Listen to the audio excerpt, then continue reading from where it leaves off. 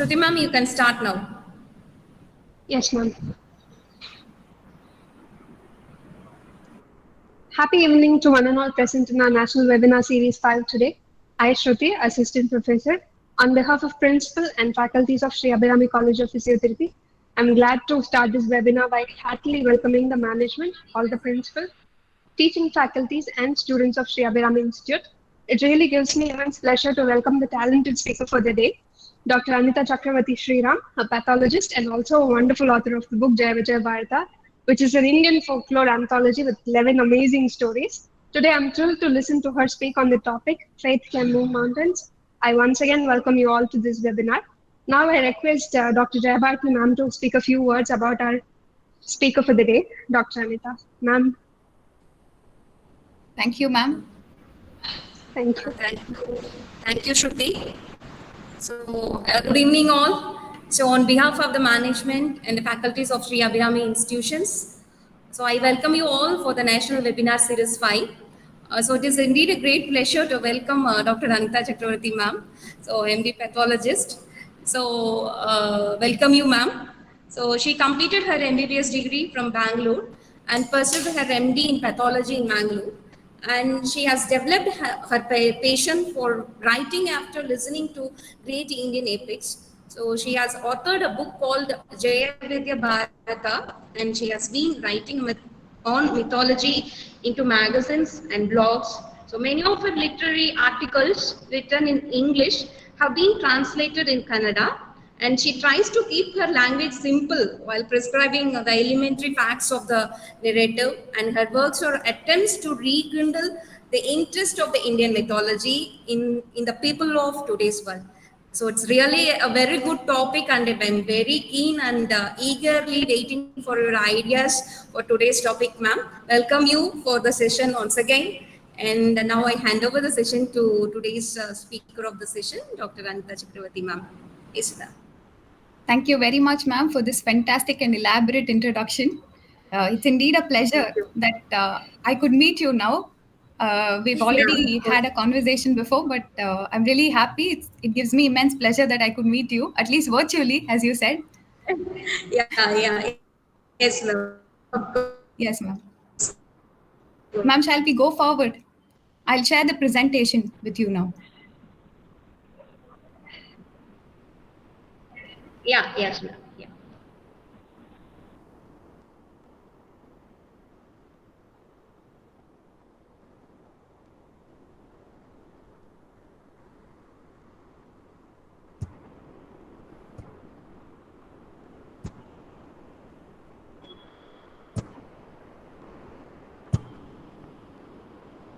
Madam, can you see it?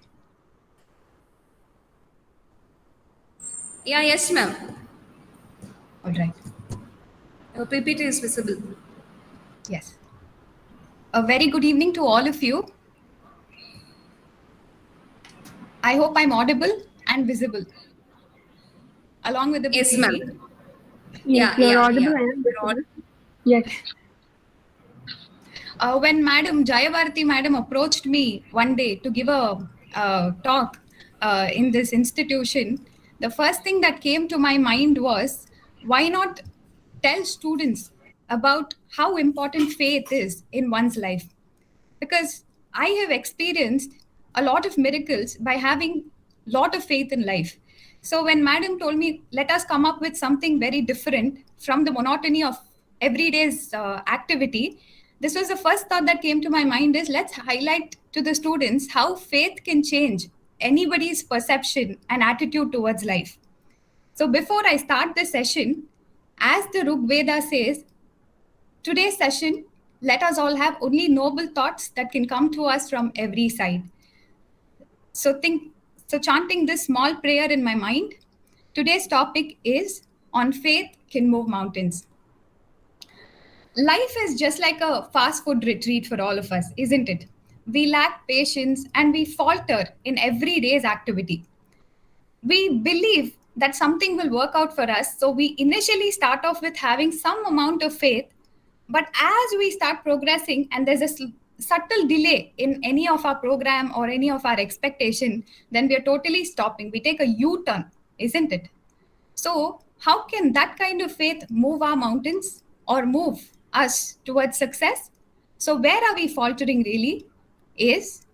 Do we have 100% of this faith? No, right? There are many times we begin well, but we don't end well.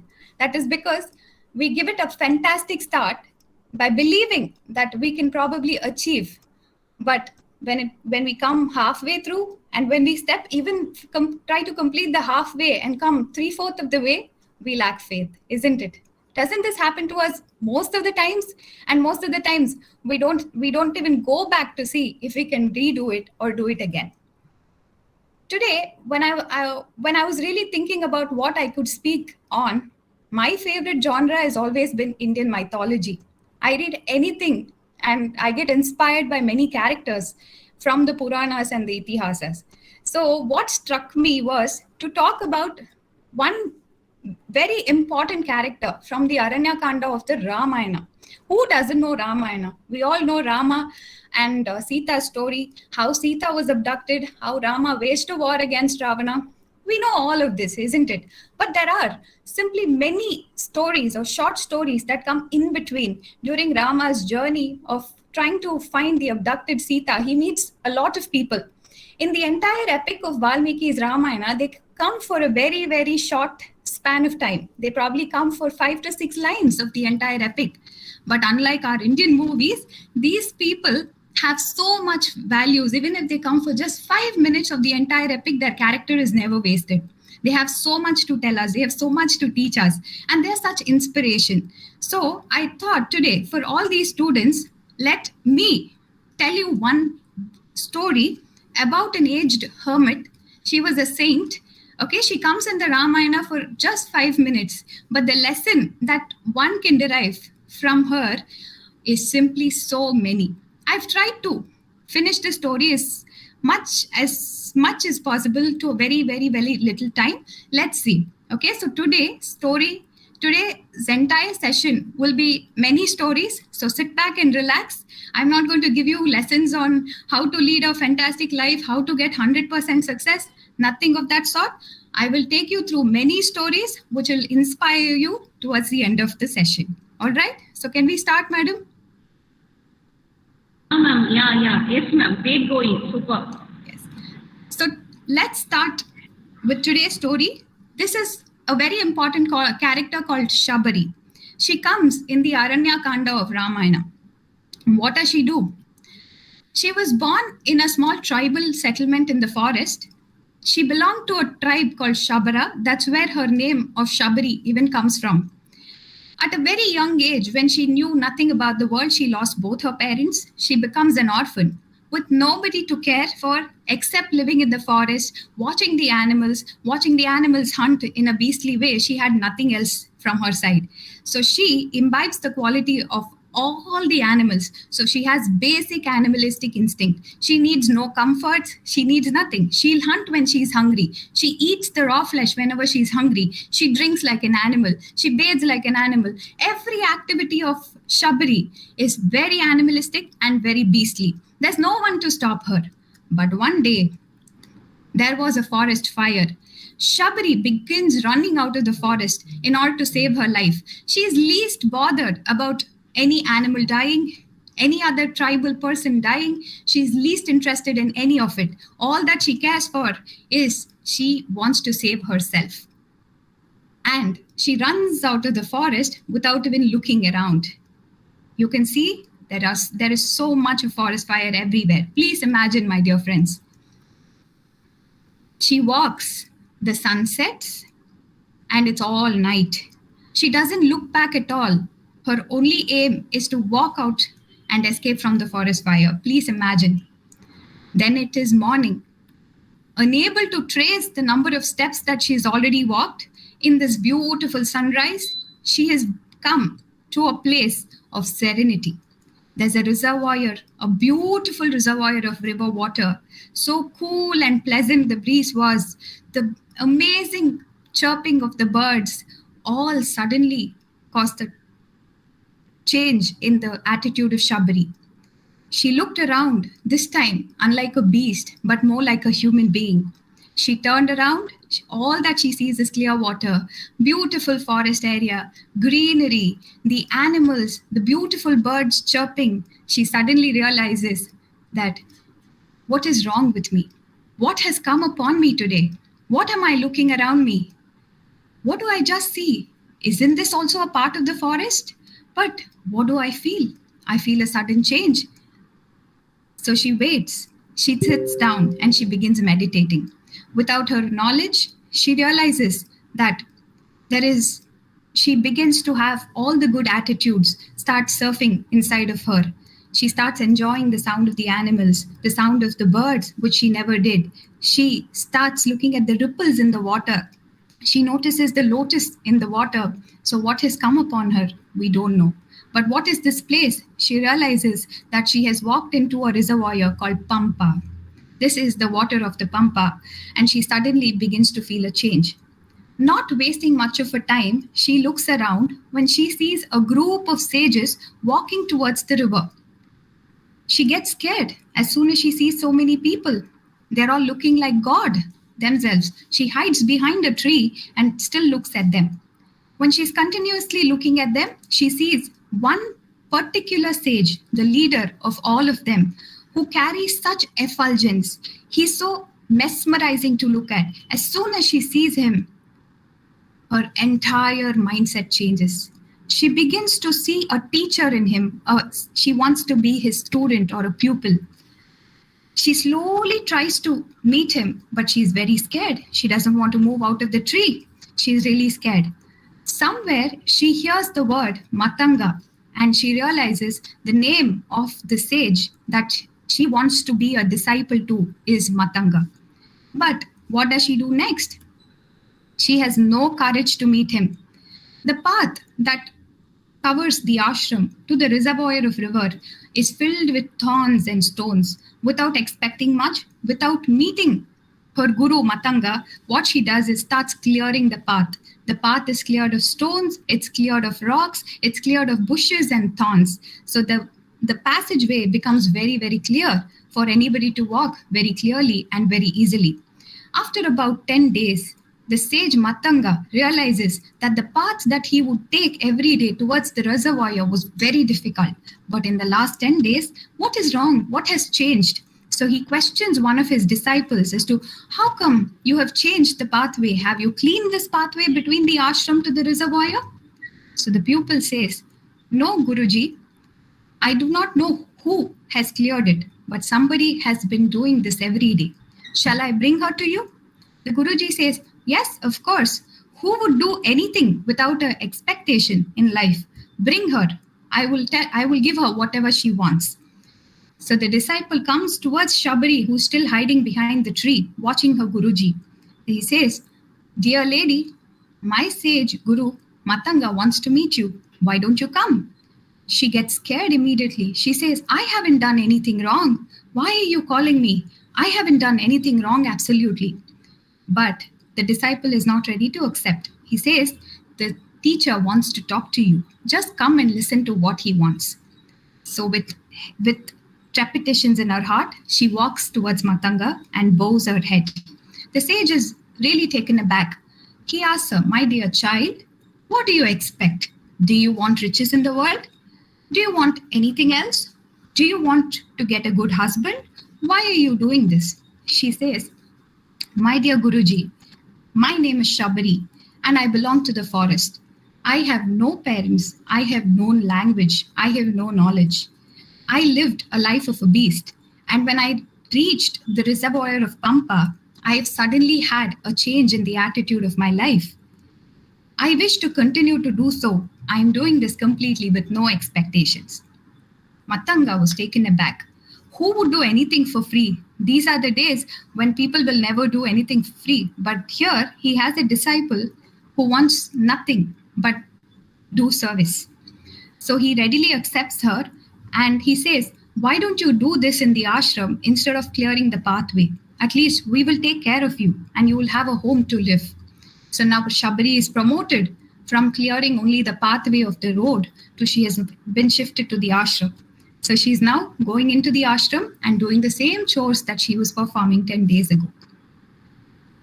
One day, sage Matanga decides to leave his mortal remains. That is, he plans to die and go towards the Brahmaloka. Those were the days where great sages could do this. They could attain their samadhi whenever they felt like. But these days, we are not able to do that. But they had so much of eternal powers to do that. So he decides to do so. He decides to call all his disciples and give them something in return for the services that they have offered. So he calls one after another and asks his disciple what they wish for. Each one has a big list. One says, give me all the money in the world. One says, I'm always hungry, so make sure I never go hungry again. Another says something else. So on and so forth. Matanga is really irritated. Whatever knowledge that he preached all this while never probably reached any of his disciples. But he does not waste this. He says, call Shabari. She is the only one left. Let me give her something before I leave. So Shabari comes. Shabari is crying. She is sobbing that her Guruji is going to leave the earthly realm and go to Brahmaloka. He asks her, my child Shabari, what do you want? And Shabari says, I have told you already, I have nothing in this world. I am an orphan. It is because of you I have changed so much. I have nothing to ask you. All that I can ask you is please don't leave me. So the Guru says, I cannot do that. I have taken this decision very long ago. I will have to go. But remember, Shabari, I will give you something that I didn't give any of my disciples. I did not give it to my disciples because they never asked for it. But I will give you. And remember, this will get you great honors in the whole world that nobody will get. And what was that? He said, chant this mantra every single day and he will come in search of you. What was that mantra? He said, Rama, Rama, Rama, Rama. So Shabari is immediately, now she feels scared. She has palpitations. A big chant, a big mantra. How am I supposed to say this? Should I get up every day in the morning, early in the morning? Should I take bath in the river? So she has questions, so many questions. When am I supposed to say this? When am I supposed to say this? So the Guruji just says, you can say this whenever you feel like, but keep having faith that he will come. And keep saying this again and again, he will definitely come. But believe in my words. What I'm saying will definitely happen. Please believe. Believe, have faith, have 100% faith, he will come for you. This ends and Sage Matanga attains the Brahmaloka. From this day on, after all the disciples leave the ashram premises, Shabari is left alone with a few neighboring hermits.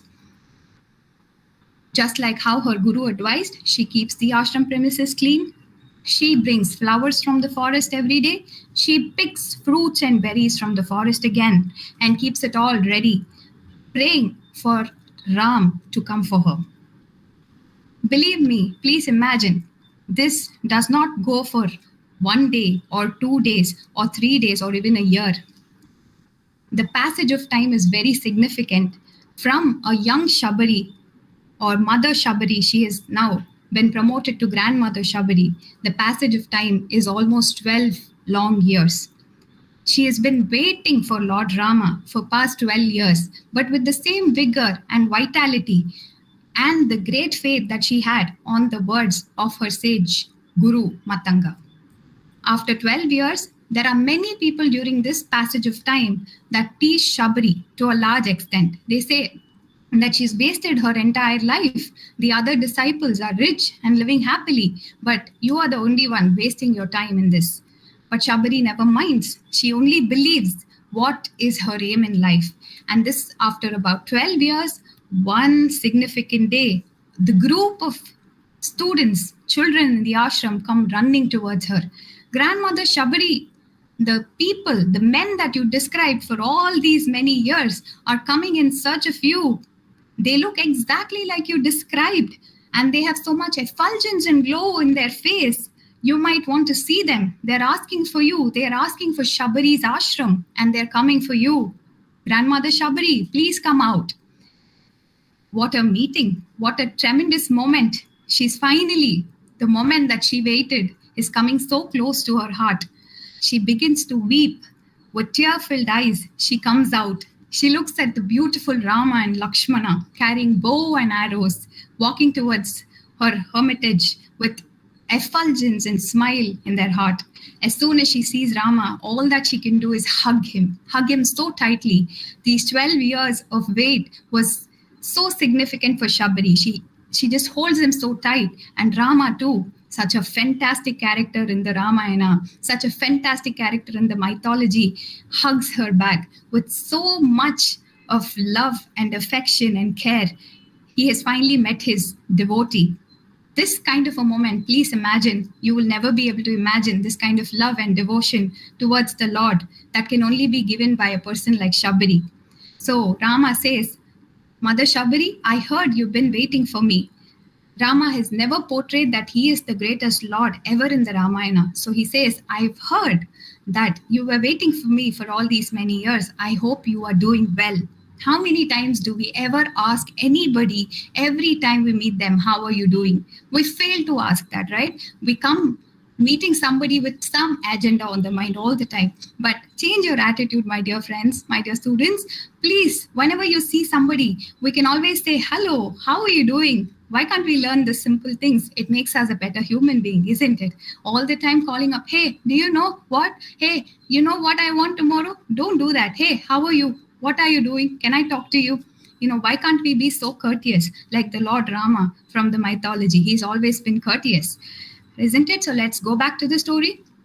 So she meets him. Finally, the most awaited moment where she always picks fruits for Rama is fulfilled. So she gives him the fruits that she's picked even for that day.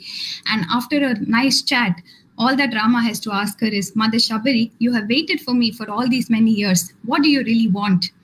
Imagine if I was in the place of Shabari, or any of us in the place of Shabari, we would have written a big book or a diary full of wishes and given it to him, saying that, look, I have so many things. Why don't you give me all of this? I have waited for you for 12 long years. But that is not what mythology has ever taught us. That is not what Dharma has ever taught us.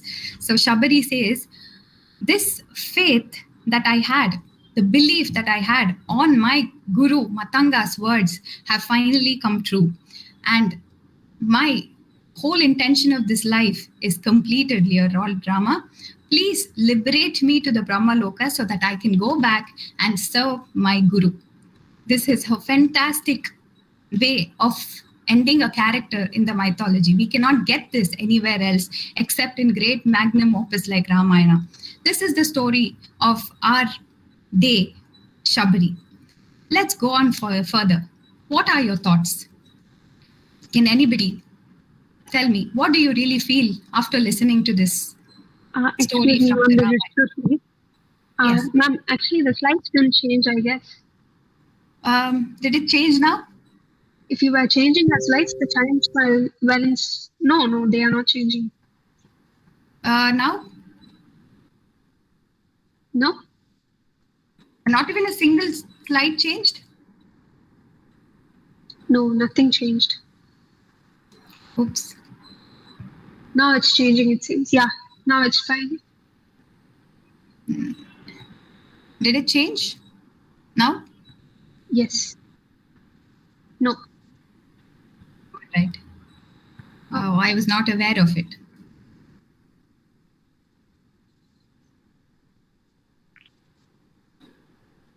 I'll just run you through the few slides.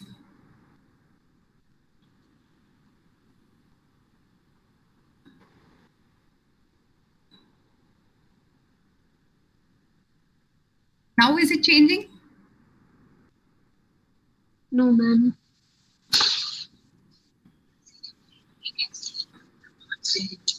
Yeah, it's changing now. Yeah, but I'm unable to put it on a full screen mode. But it's changing. Can I keep it this way? Yeah, that's fine, ma'am. Yeah, you can keep it that way. Yes, this was the whole story for which I had put a clipping off. So I'll just run you through it. Okay.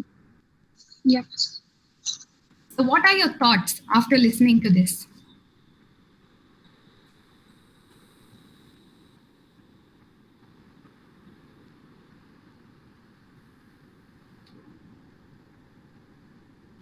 When anybody could ask you, what is the idea of your success? Can you hear me?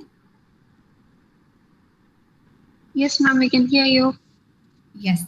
When anybody points out to many of us what your idea of success is, we're all through trying to tell them wealth, career, house, fancy car, spouse. There's so many things that we brand as the idea of success, isn't it? Let all of this come to everybody. That's what I wish for. But I have some more things to add to the idea of success from my point of view. So I'll go further. Some page of thoughts from Shabari's life. There are many things that one can assimilate from the life of Shabari. These are the very few things that came to my mind immediately when I thought of Shabari. The first and foremost is attitude. We must remember that one must have the best attitude in life to do anything in the right way. This is itself very, very important, because if you want to do anything productive in life, you must always carry the right conduct. Each of us will have our own dreams to fulfill. We have so many dreams to fulfill. These dreams and these ambitions are so higher than the sky itself. The limit is really beyond the sky, isn't it?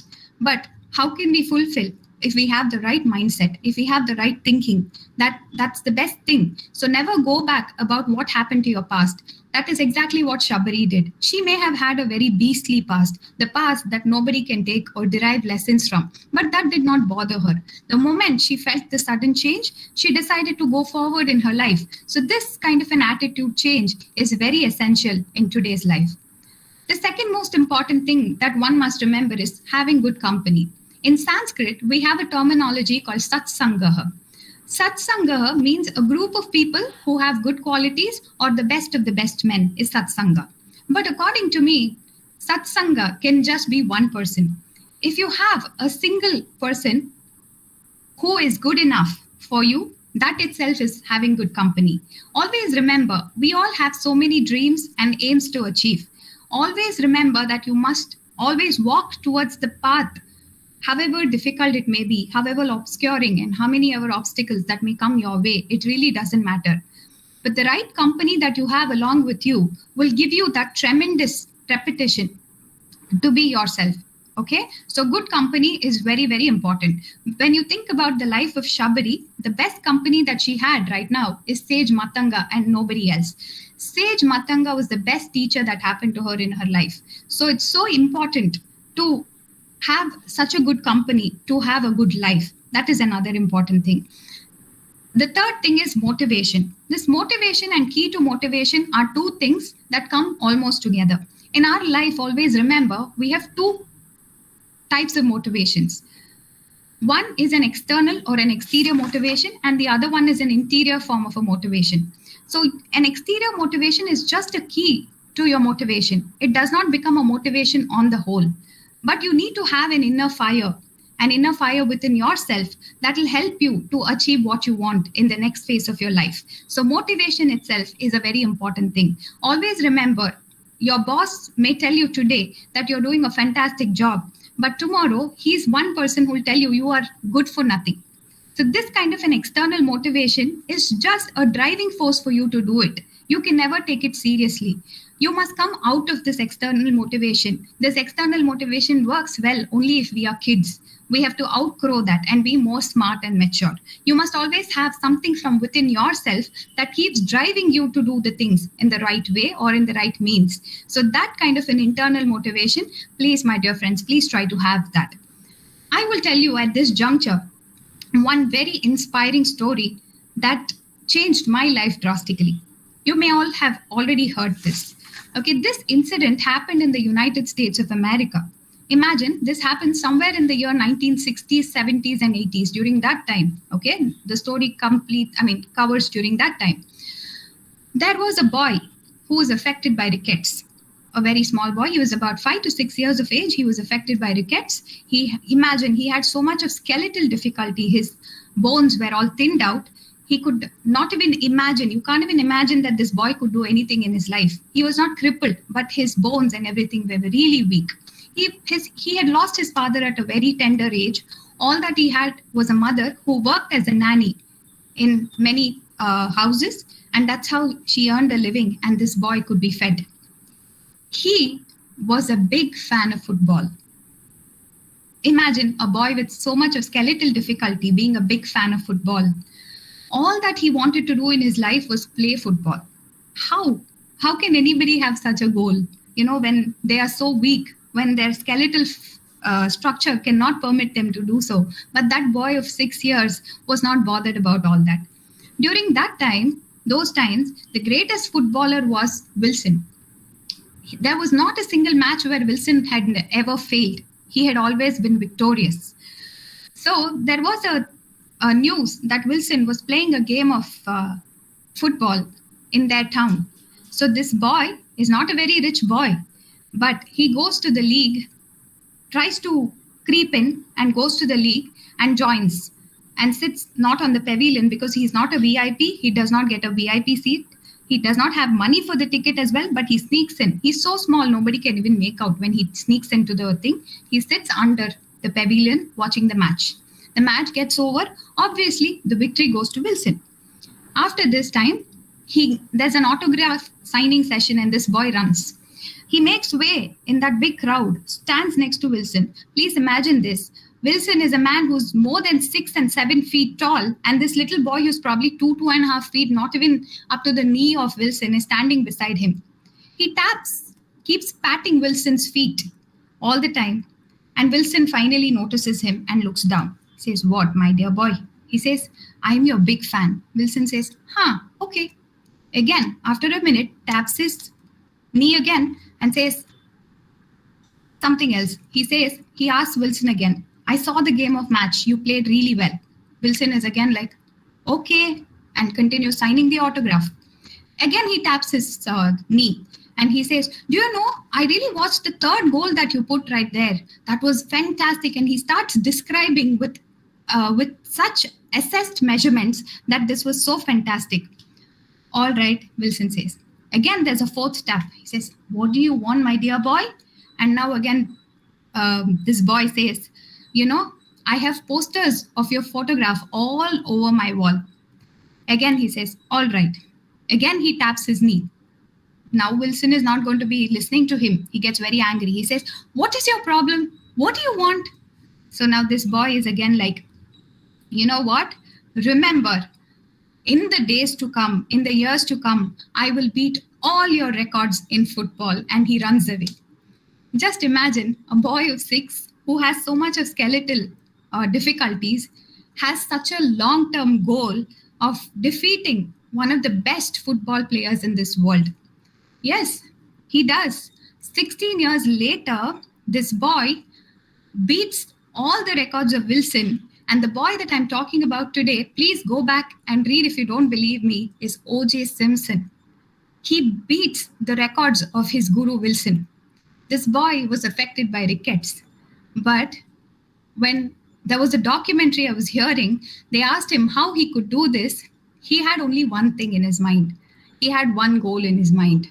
That goal was to defeat Wilson, beat the records of Wilson. That's all. That was his only goal. All that he did was he competed with only one man, that is Wilson. But where are we lacking, dear friends? We lack in setting or defining a goal for ourselves. We have so many goals in life that, we don't know finally where to go. So it's very important that you define a goal for yourself. That goal has to be long-term in nature. You cannot have a very short goal or have 10,000 goals and try to be achieving everything. It's not possible. You need to have a long-term goal like O.J. Simpson. That was his only thing. He was competing only with Wilson. So that long-term goal could get him accolades. So always remember that you must have that kind of a goal, that kind of an ambition. You must compete with something really high. Okay, and you must work hard towards it. And there are no shortcuts definitely for it. Or you cannot just say, okay, I cannot do it today. There's no point putting it off as well. So that's sort of a goal. You must remember that even APJ Abdul Kalam would always say having a small dream itself is a crime. So these kind of great people, these people who have done so much in our country are themselves believing that long-term goals, higher goals are an essential part to attain success. So from this, we must remember that this boy, Simpson, not only had a goal, he had fantastic willpower, he had 100% faith, he stayed disciplined, he had so much commitment and focus. All of this can be covered in this one particular inspiring story.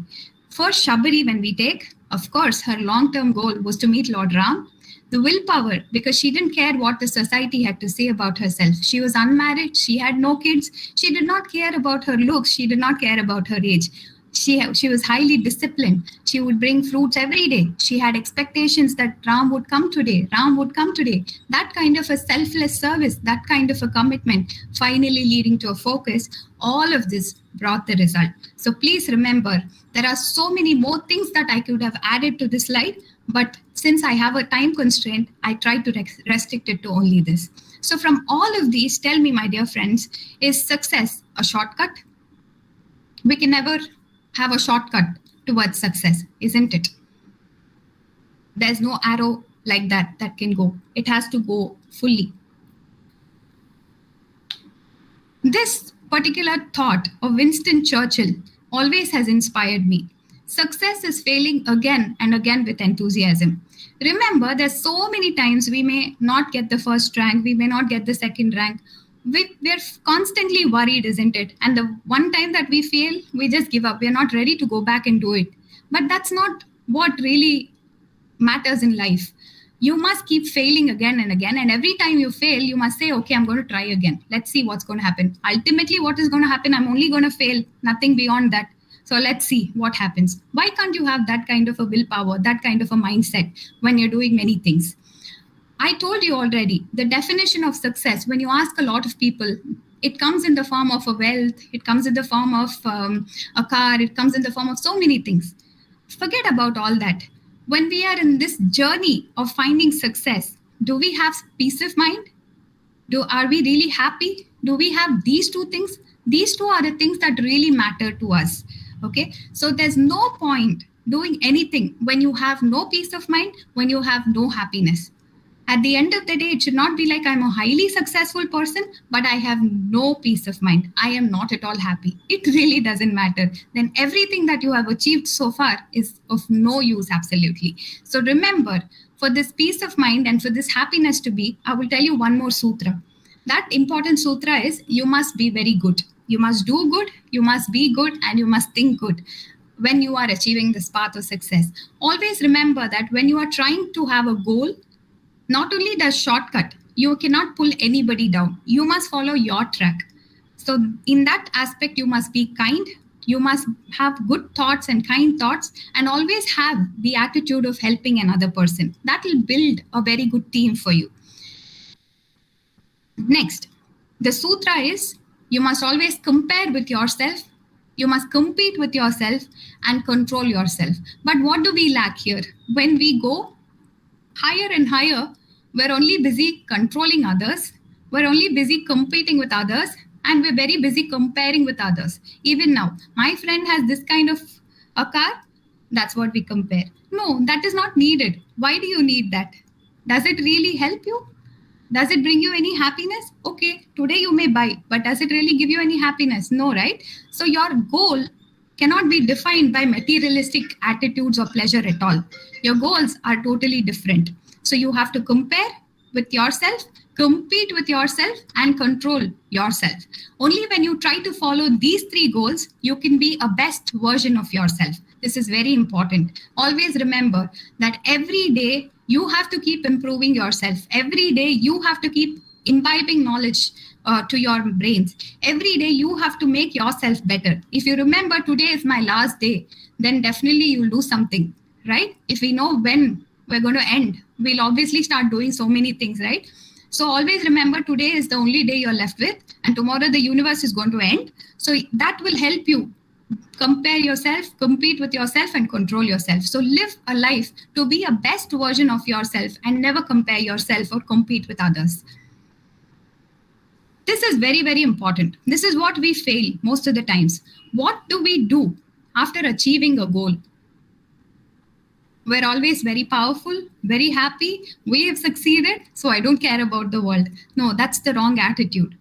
As I told you, the best sutra is, you must be kind, you must be good, and you have to do good, or be kind, do kind things, and be kind to the others. So this is what you have to do when you achieve. This will elevate your status to even beyond. This is what one must perform. So after you achieve a goal, it doesn't mean you're sitting there and controlling others. You have to help the others also rise. Only when you help the others rise, your ladder will raise for you. So you must always raise standards for you. This is what one must achieve in their life. It's very important, my dear friends. Always remember, the best way to achieve success is to be good and to be kind to others and be polite. There's nothing wrong if you're polite to your colleague. There is nothing wrong if you're polite to your boss. Nothing is really going to happen. It's going to fetch you goodness. It's going to fetch you kindness. People also will reciprocate in the same way.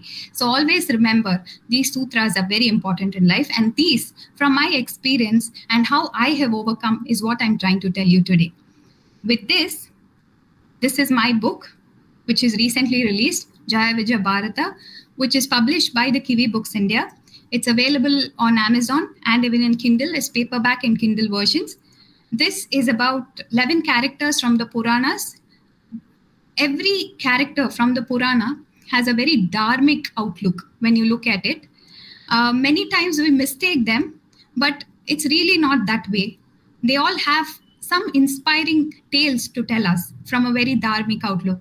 So I wish you could read such books, not only my books of Indian mythology, especially because we have such powerful characters who have a different approach towards life. So if you read such books, it doesn't mean you'll become a great scholar or you'll emerge out like a great poet, but definitely you'll develop good courage and goodwill and walk in the path of Dharma. Your outlook towards life will entirely change. This has happened to me, so I'm very sure it'll happen to you all. Last but not the least, please remember what Swami Vivekananda always says. You must never stop until you achieve goal. Remember, we're born in a country like India. My Bharat, my country, has only given tens to thousands and crores of successful people. They're successful at a very young age. They're successful at an older age. My country has only given nothing but success to people. So we're all lucky. We're born in a country like Bharata. So nothing else but success can come to us. So please don't worry about anything in life. Concentrate on your goal and let's achieve the same. I wish you all success. Thank you.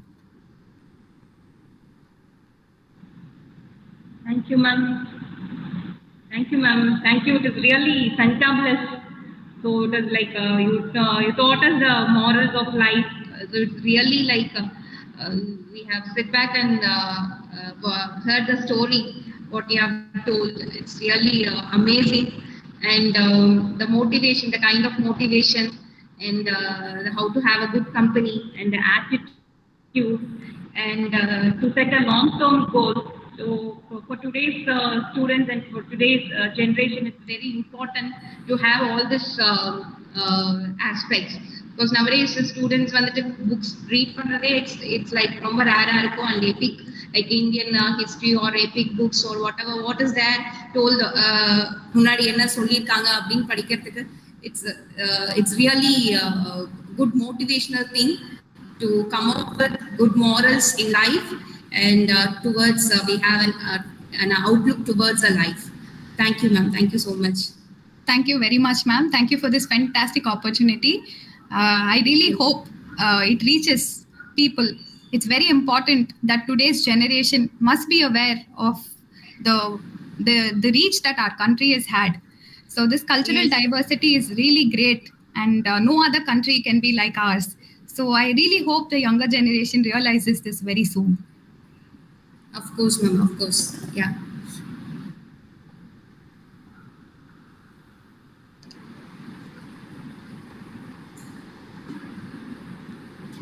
Thank you so much, Dr. Anitha.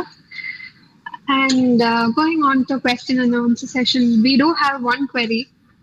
Yes. Hello. Am I audible and visible? Yes, definitely. So what do you do when you lose hope? When I lose How do you hope, find the strength? I read a lot. Okay. Wow, nice. So and I realized that reading, going back to reading, really helps you. It really helps you during your times of being very low. There are a lot of inspiring people from this country. I am an avid reader of mythology. So that's the best pastime, or that's the best inspiring session that I always have. I have a lot of lows in my life, but when I go back and read about one particular character, it immediately comes back for me. I have a ray of hope coming back to me. So this is the best way I have inculcated in my life. Whenever I feel very low, I go back and read. I feel really good after that. That's actually pretty good. And I, in fact, saw one of your interviews, and you said you call yourself a moderate reader than an avid reader, but you read 12 books a month. That's I pretty do. much an avid reader's thing. Because Yes, I read a lot. from the session, no, you actually said compare yourself, but you compared yourself with someone else who reads 24 books a month. Yes, that's where, I'm unable to compete with such people. I'm So trying please to do don't so. compare. Yes, I will. Thank you so much. Thank you, Anitha. So actually, your session was really great, and people don't have any queries. They were clear about it, I think. And Okay. thank you so much for the session. We'll end the session. Yes. Once again, it's indeed a very good evening for all of us. That was one splendid story session, the choice of stories and the way you beautifully delivered it. That inspiring story about Shabari as well as Simpson's story was, I didn't expect you to say Simpson's story today. So that was really amazing. Faith definitely doesn't make things easy, but it definitely makes things possible. Because faith is that one small ray of hope in the time of darkness, according to me.